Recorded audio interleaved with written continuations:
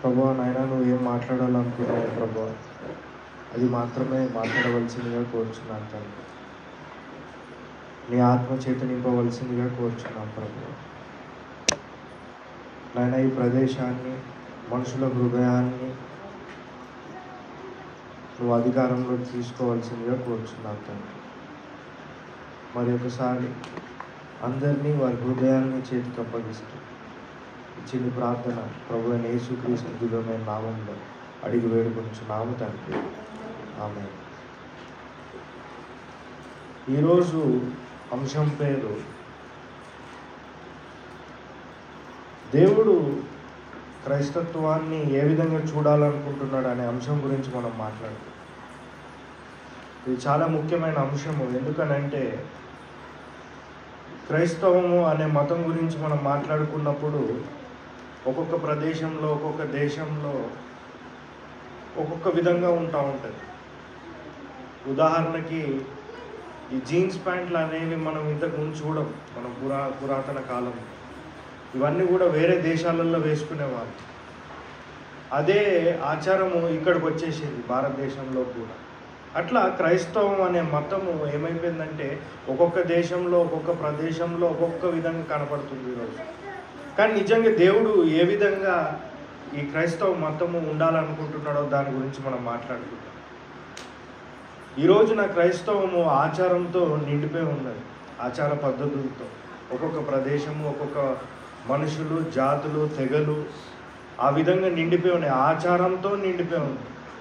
కానీ అతి ముఖ్యంగా దేవుడు ఏం కోరుకుంటున్నాడు అంటే ఈ క్రైస్తవ మతము ఆచారాలతో నిండి ఉండటం కాదు, కానీ ఆయన ఆత్మతో నిండి ఉండాలని ఆయన కోరుకుంటున్నాడు.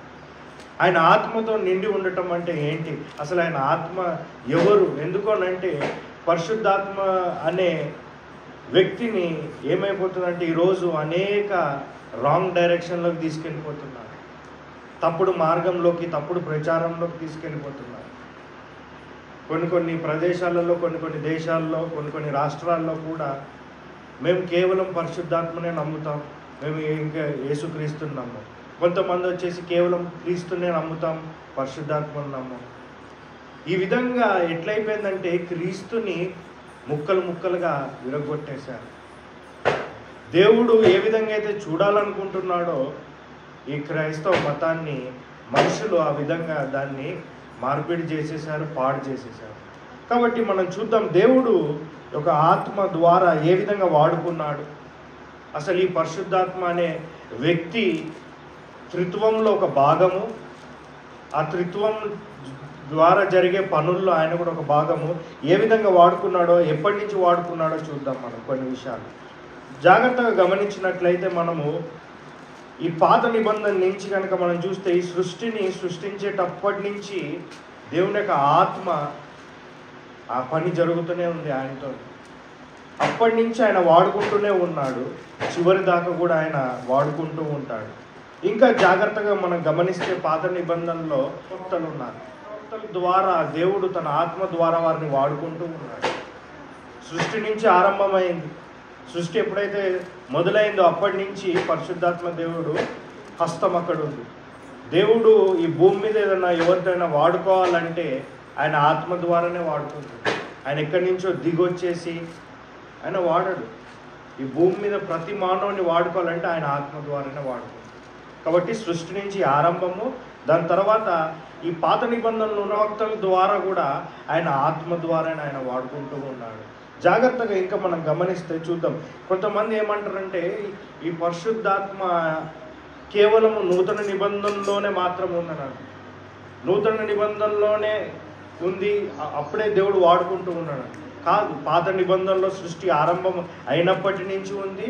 కొన్ని పరిస్థితులను బట్టి కొన్ని విషయాలలో కొద్దిమంది ద్వారా ఆయన ఆత్మ ద్వారా వాడుకుంటూ ఉన్నాడు. పాత నిబంధనలో కూడా చూద్దాం రండి. ఆయన పరిశుద్ధాత్మ దేవుడు కార్యం ఉందా, ఆయన పని అక్కడ ఉందా లేదా, ఎప్పుడు మొదలైందో చూద్దాం. ఎజికేల్ గ్రంథము 36వ అధ్యాయము. ఎజికేల్ గ్రంథము 36వ అధ్యాయము 27వ వచనం ఒకసారి చదువుకుందాం. నూతన హృదయము మీకు ఇచ్చెదను, నూతన స్వభావమును మీకు కలుగజేసెదను. రాతి గుండ మీలో నుండి తీసివేసి మాంసపు గుండెను మీకు ఇచ్చెదను. నా ఆత్మను మీ యందుంచి నా కట్టడలను అనుసరించు వారి గైకొను వారిని గాను మిమ్మల్ని చేసేదను. ఆమేన్. నా ఆత్మ మీ అందు ఉంచెను అని ఉంది అక్కడ. ఇది ఎక్కడుందండి? కొత్త నిబంధనలో ఉందా? ఇది పాత నిబంధనలో ఉంది. అంటే దేవుని యొక్క ఆత్మ, పరిశుద్ధాత్మ దేవుడు కార్యము సృష్టి నుంచి ముగింపు వరకు కూడా ఖచ్చితంగా ఉంటుంది. ఎందుకు పరిశుద్ధాత్మ దేవుడు మనకు అవసరము అంటే కొన్ని విషయాలు మీకు చూపెడతారండి కొత్త నిబంధనలో. అపోస్తుల కార్యం 2వ అధ్యాయము 38వ వచనం. అపోస్తుల కార్యము 2వ అధ్యాయము 38వ వచనం. పేతురు, మీరు మారుమనసు పొంది పాపక్షమాపణ నిమిత్తము ప్రతివాడు యేసుక్రీస్తు నామమున బాప్తిస్మము పొందుడి, అప్పుడు మీరు పరిశుద్ధాత్మ అను వరమును పొందుదురు. చూడండి, అక్కడ జాగ్రత్తగా మీరు గమనించినట్లయితే మొట్టమొదటిగా మారు మనసు అని ఉంది, ఆ తర్వాత పాపక్షమాపణ అని ఉంది.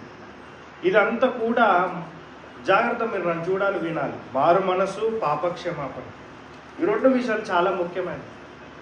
ఇవి ఒక మానవుడు తన సొంతంగా చేసుకునేవి కాదు. ఇది ఎవరి కార్యము, ఇది ఎవరి పనితీరు అంటే పరిశుద్ధాత్మ దేవుడి పని. ఎందుకంటే మనం సొంతంగా మనం చేసుకునేది కాదు. మారు మనసు కలగకపోతే, పశ్చాత్తాపం మనకు కలగకపోతే మనం ఆయనని పొందుకోలేము.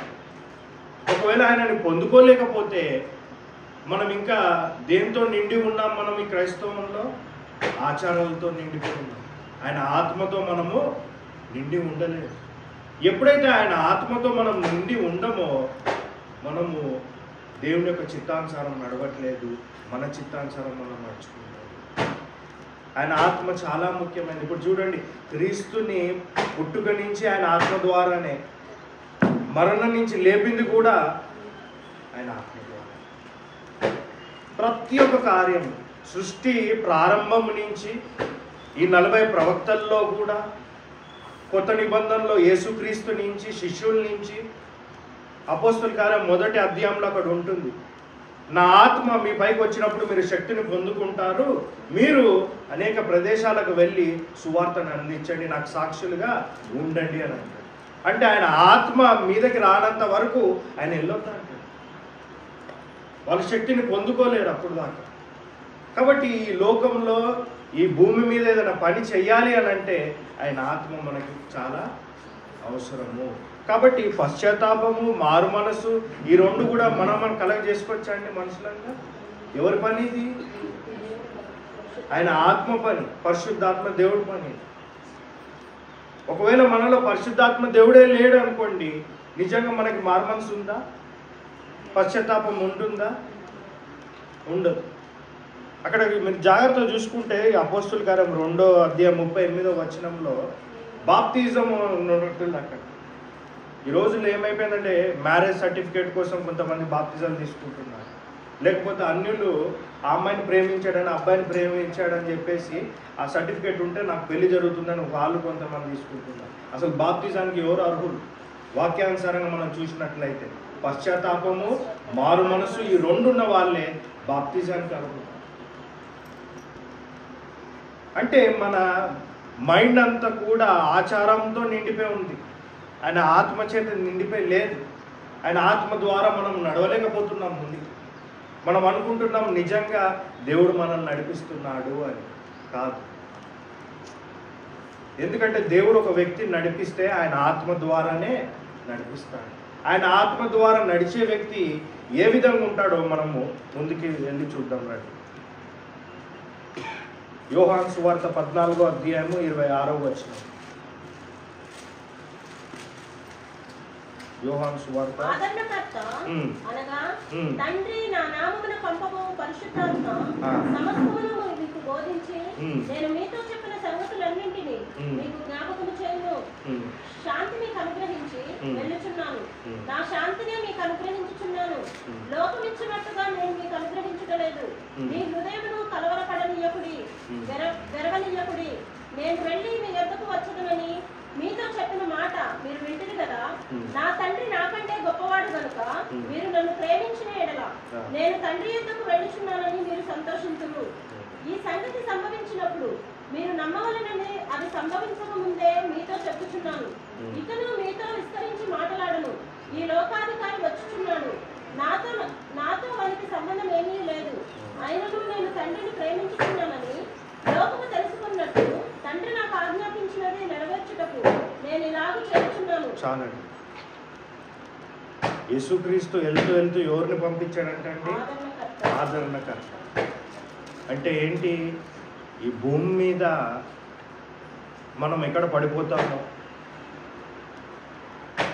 దేవుని చిత్తానుసారంగా మనం చెయ్యాలన్నా, ఆయన ప్రణాళిక బద్ధంగా మనం ముందుకెళ్ళాలన్నా, ఎవరి ఆదరణ మనకు అవసరం, ఎవరి సహాయం మనకు అవసరమో? పరిశుద్ధాత్మ దేవుని సహాయం అవసరం. మనం ఆయన సహాయం తీసుకోవట్లేదు. మనం ఏం చేస్తున్నాము? మనం సొంత సహాయంతో, సొంత ఆదరణతో మనం ముందుకు వెళ్ళిపోతూ ఉన్నాం. అందుకని ఏమైపోతుంది? కిందకి పడిపోతుంది. ఒక విషయం చెప్తా చూడండి. ఇంతకుముందు నేను అనుకునేవాడిని, ఈ ప్రదేశానికి వెళ్ళి సేవ చేయాలి, ఈ రాష్ట్రానికి వెళ్ళి సేవ చేయాలి, ఈ దేశానికి వెళ్ళి సేవ చేయాలి, నా సొంత ఆలోచనలు. కానీ ఎప్పుడైతే నేను మోకరించి పరిశుద్ధాత్మ దేవుని పిలిచి ప్రార్థన చేసి, అప్పుడు ఆయన నా మదిలో పెట్టిన ఆలోచన ఏంటంటే, నువ్వు ఇక్కడికి వెళ్ళి అక్కడికి వెళ్ళి సేవ చేయటం కాదు, దేవుని చిత్తంలో ఏ ప్రదేశంలో ఉందో అక్కడికి వెళ్ళి చేయి. అది ఆ విషయం నాకు ఎప్పుడు తెలిసింది? నా సొంత ఆలోచనలు అప్పుడు తెలియలేదు. కానీ పరిశుద్ధాత్మ దేవుణ్ణి నేను ఆహ్వానించినప్పుడు, ఆయనను పిలిచినప్పుడు ఆయన నా మదిలో పెట్టిన ఆలోచన. అందుకే చూడండి, మన జీవితంలో ఏదైనా తప్పు పని చేస్తున్నప్పుడు మనకు రెండు స్వరాలు ఏర్పడతాయి. ఒకటి మంచి, ఒకటి చెడ్డ కూడా ఏర్పడుతుంది. ఆ చెడ్డది అది ఎవరి స్వరమో మీకు తెలుసు. మంచి స్వరము, దాన్ని మనం ఆలకించలేదనుకోండి, మనస్సాక్షి మనం ఖచ్చితంగా పడిపోతాం. అదే పరిశుద్ధాత్మ దేవుడు కొన్ని విధాలుగా మనతో మాట్లాడుతున్నాడు. ఆయన ఆదరణ, ఆయన సహాయం మనకు ఖచ్చితంగా అవసరం. అది లేకుండా మనము దేవుని చిత్తము చేయలేము, ఆయన ప్రణాళికలో ఉన్న బద్ధంగా మనము జీవించలేము. ఇంకోటి చూద్దాం రండి. రోమీయులకు రాసిన పత్రిక 8వ అధ్యాయము 26వ వచనం. అటువలే ఆత్మయు మన బలహీనతను చూచి సహాయం చేయుచున్నాడు. ఏలయనగా మనము యుక్తముగా ఎలాగ ప్రార్థన చేయవలెనో మనకు తెలియదు, కానీ ఉచ్చరింప శక్యము కాని మూలుగులతో ఆ ఆత్మ తానే మన పక్షముగా విజ్ఞాపన చేయుచున్నాడు. చాలా చూడండి, అక్కడ మొదటి లైన్లో మనం చూసుకుంటే, మనము బలహీనులము అనే మాట మనకు అర్థం అవ్వాలి. చాలామందికి అర్థం కాదు ఈ మాట. అందరు ఏమనుకుంటారంటే, నేను చాలా బలవంతుణ్ణి, ఏదైనా చేసేయగలుగుతా అనుకుంటాం. కానీ మనం చాలా బలహీనులం.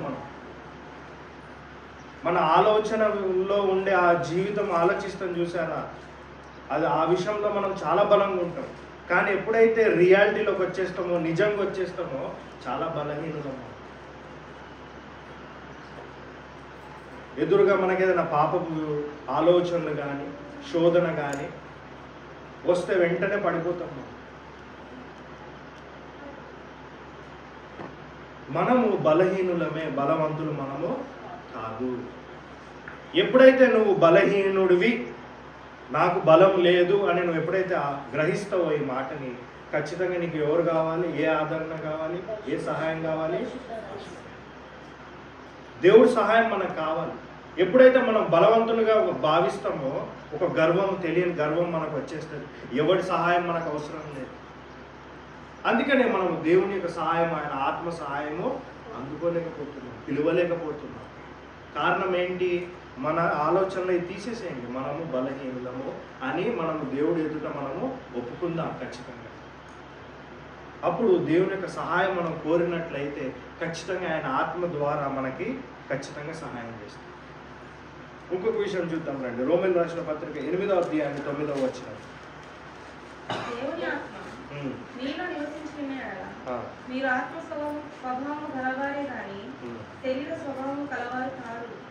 ఎవడైనను క్రీస్తు ఆత్మ లేనివాడైతే వాడు ఆయన వాడు కాదు. చాలా సార్ చూడండి, మళ్ళీ ఆ చివరి లైన్ చదవండి. అక్కడ క్రీస్తు ఆత్మ లేనివాడైతే వాడు ఆయన వాడు కాడు.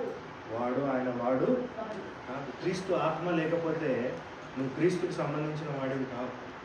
ఈరోజు మనం ప్రశ్నించుకోవాల్సింది ఏంటంటే, నిజంగా మన క్రీస్తు ఆత్మ మనలో ఉందా లేదు? ఉన్నాడా లేదా, పని చేస్తున్నాడా లేదా, ఆయనను పిలుస్తున్నామా లేదా, ఆయన సహాయం మనం తీసుకుంటున్నామా లేదా, ఖచ్చితంగా ఈరోజు మనం ప్రశ్నించుకోవాలి. లేదంటే ఇంకా మనం భ్రమలో ఉన్నట్టే. ఏ భ్రమలో ఉన్నట్టు?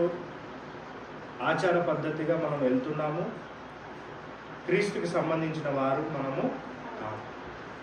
ఆ విధంగా ఉంటే ఏం జరుగుతుందంటే, సపోజ్ ఈ రాత్రి మీరు కన్ను మూసారనుకోండి, అదే ఊహలో ఉన్నారు, అదే ఆచారంలో ఉన్నారు, నిజంగా ఆత్మ లేదు మీలో. మీరు ఈ రాత్రి కన్ను మూస్తే రేపు పొద్దున్నే దేవుడి ముందు కళ్ళు తెరిస్తే మీరు ఏం సమాధానం చెప్తారు? ఆయన అంటాడు, మీరెవరో నాకు తెలియదు. సాతాను ఏం చేసేస్తున్నాడంటే, వాడు మన ఆత్మీయ నేత్రాల్ని మూసేశాడు ఇవన్నీ తెలుసుకోకుండా.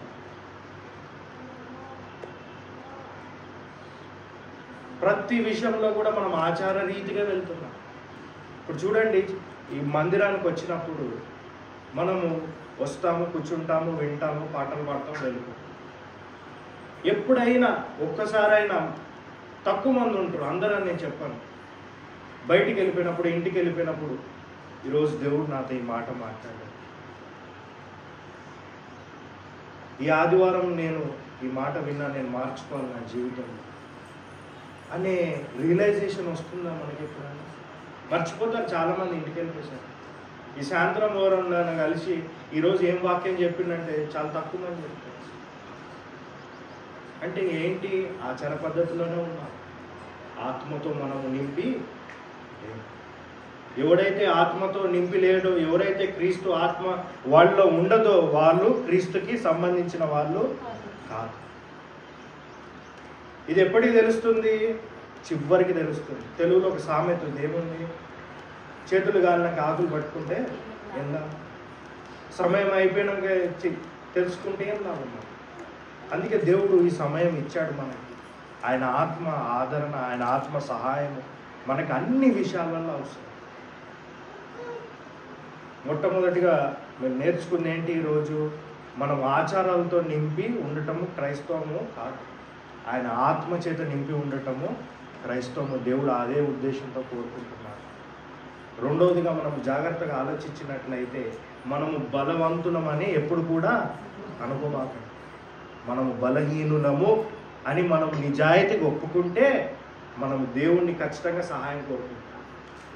ఇప్పుడు చూడండి, మనకి ఉదాహరణకి అస్సలు ఓపిక లేదు, నాకు అస్సలు ఓపిక లేదు, ఇక్కడ నిలబడి ఉన్నా, నాకు మంచినీళ్ళు తాగాలని ఉంది, నేను వెళ్ళి తీసుకోలేను. అప్పుడు నేను ఏం చేస్తా? అవతల వాళ్ళ సహాయము కోరుకుంటాను. నేను మంచినీళ్ళు ఇయ్యారు, ఒక బాటిల్ నీళ్ళు ఇయ్యారు. ఎందుకు? నాకు బలం లేదు, బలహీనుండి నేను. అదే నేను బలవంతున్నా అనుకోండి, అడుగుతానా వాళ్ళని? అడిగా నేనే వెళ్ళి తీసేస్తాను.